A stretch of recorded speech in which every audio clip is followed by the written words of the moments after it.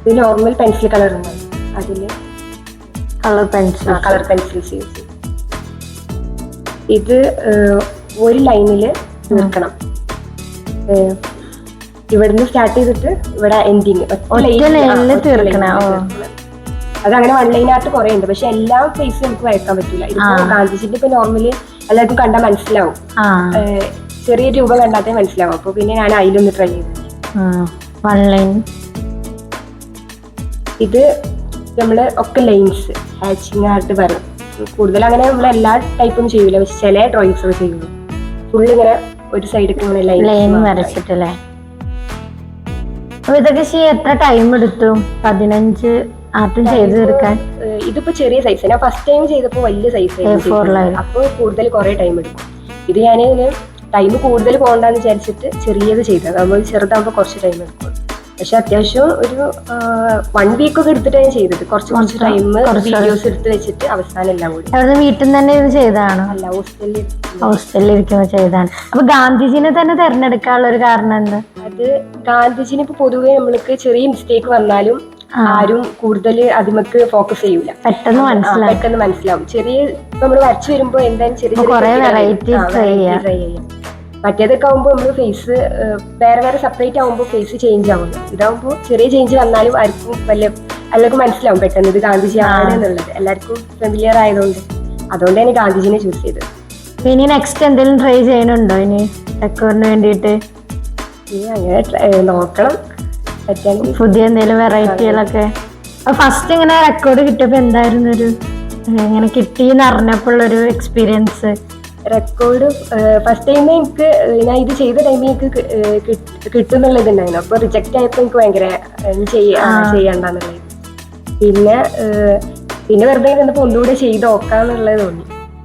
പിന്നെ കൺഫർമേഷൻ വന്നപ്പോ എല്ലാരോടും പറഞ്ഞു ഭയങ്കര ഹാപ്പി ആയി. വേണ്ടിയിട്ട് ലൈവായിട്ടൊന്ന് ചെയ്തു തരാൻ പറ്റും എന്തെങ്കിലും?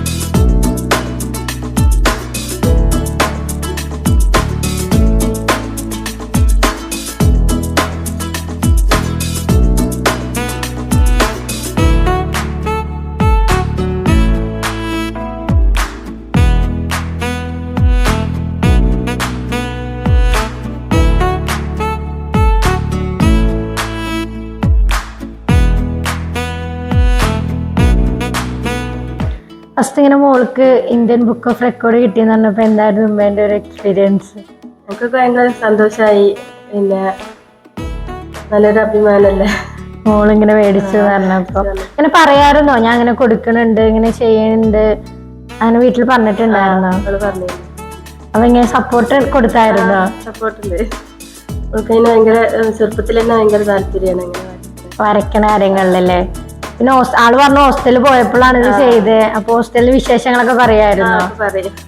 ഇത് കിട്ടിയെന്ന് പറഞ്ഞപ്പോ ആള് ഭയങ്കര ഹാപ്പി ആയിരുന്നല്ലോ. നാട്ടുകാരും ഫാമിലി മെമ്പേഴ്സും ഒക്കെ എല്ലാരും ഭയങ്കര സന്തോഷത്തിലായിരുന്നു. എന്റെ പേരെന്താ? അജിൽ ഷാൻ. എത്രയിലാ പഠിക്കണേ? 10th. അപ്പൊ താത്താക്ക് ഇങ്ങനെ ഒരു അനുമോദനം കിട്ടിയപ്പോ ഫ്രണ്ട്സ് എല്ലാരും ചോദിക്കാറുണ്ടോ? അടുത്ത് ഇങ്ങനെ പറയാറുണ്ട് എന്റെ താത്താക്ക് കിട്ടി പറയാറുണ്ടല്ലേ. അപ്പൊ ഇതേപോലെ താത്താനെ പോലെ വരയ്ക്കാറ് അങ്ങനെ എന്ത് ചെയ്യാറുണ്ടോ? ശരിയാവാറുണ്ടോ? അഭിപ്രായമൊക്കെ ചോദിക്കാറുണ്ടോ? ഇങ്ങനെ വരയ്ക്കുക എന്തേലൊക്കെ ടിപ്സ് ഒക്കെ ചോദിച്ചിട്ടില്ല. അപ്പൊ താത്താനെക്കാട്ടും മോളിനി എന്തെങ്കിലും റെക്കോർഡൊക്കെ കിട്ടാൻ ആഗ്രഹിക്കുന്നുണ്ടോ? നമ്മുടെ കൂടെ ഉള്ളത് ഷാനാന്റെ ഉപ്പാണ്. ഉപ്പാന്റെ പേരെന്താ? എന്താ ചെയ്യണേ? നാട്ടിൽ തന്നെയാണ്. അപ്പൊ പേരക്കുട്ടിക്ക് ഇങ്ങനെ ഒരു ബുക്ക് ഓഫ് റെക്കോർഡ് കിട്ടിയെന്ന് പറഞ്ഞപ്പോ എന്തായിരുന്നു? സന്തോഷമുണ്ട്. അതിന്റെ കുരുസാറാണ് ഇത് തന്നെ. സന്തോഷമാണ്. അറിയായിരുന്നു അങ്ങനെ ചെയ്യുന്നുണ്ടെന്ന് പറഞ്ഞിട്ടുണ്ടായിരുന്നു? അറിയില്ലായിരുന്നു. പിന്നെ കിട്ടിയതിന് ശേഷമാണോ? അപ്പൊ ഇങ്ങനെ കുടുംബക്കാരൊക്കെ ഇങ്ങനെ ചോദിക്കാനൊക്കെ തുടങ്ങി.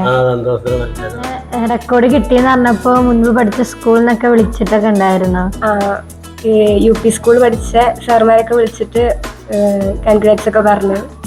പിന്നെ അവിടെ നിന്ന് ഇങ്ങനെ പ്രോഗ്രാം എന്തെങ്കിലും വിളിച്ചോ? ഇനി അനുമോദനം അങ്ങനെ എന്തെങ്കിലും പറഞ്ഞിരുന്നു. പിന്നെ ഞാനപ്പോത്തിന് കോളേജിൽ അപ്പൊ അതിന് പോകാൻ പറ്റിയില്ല അല്ലേ? പിന്നെ ഹൈസ്കൂൾ അങ്ങനെ ഹയർ സെക്കൻഡറി എല്ലാം നാട്ടിൽ തന്നെ ആയിരുന്നല്ലോ, അപ്പൊ അവിടെ നിന്നൊക്കെ കോണ്ടാക്ട് ചെയ്തായിരുന്നു? അതില് ഹയർ സെക്കൻഡറി ഈ കോട്ടക ഭാഗത്ത് അവര് അറിഞ്ഞോ എനിക്കറിയില്ല. അങ്ങനെ അറിഞ്ഞു വരുന്നേ ഉള്ളൂ. ഇത് എപ്പോഴായിരുന്നു കൊടുത്തിട്ടുണ്ടായിരുന്നത്? ഞാനിത് നവംബർ ടൈമിലാണ് കൊടുത്തിരുന്നത്. 24 സെപ്റ്റംബർ ആ ടൈമിലൊക്കെ അപ്ലൈ കുറച്ച് മുന്നേ ചെയ്തിരുന്നത്. പിന്നെ എനിക്ക് ടൈം കിട്ടുന്ന ടൈമിൽ വരച്ചിട്ട് ഞാൻ അപ്ലോഡ് ആക്കി. അതിൽ ഒരു 1 വീക്ക് കഴിഞ്ഞപ്പോൾ തന്നെ എനിക്ക് കൺഫർമേഷൻ വന്നിരുന്നു, കൺഫേം ആയി കിട്ടിയെന്ന് പറഞ്ഞിട്ട്. അപ്പോൾ ആ ടൈമിൽ ഞാൻ സർട്ടിഫിക്കറ്റിന് അപ്ലൈ ചെയ്തിട്ടുണ്ടായിരുന്നു. അപ്പോൾ സർട്ടിഫിക്കറ്റ് ഞാൻ 25-ല് ഇപ്പോൾ 25-ലായിട്ടാണ്. ഇന്നത്തെ ഷൈനയുടെ വിശേഷങ്ങൾ എല്ലാവർക്കും ഇഷ്ടമായെന്ന് വിചാരിക്കുന്നു. അപ്പോൾ അടുത്തൊരു സൺഡേ സ്റ്റോറിയുമായി വരുന്നവരേക്കും signing off. Delhi International School, where every learner is a leader.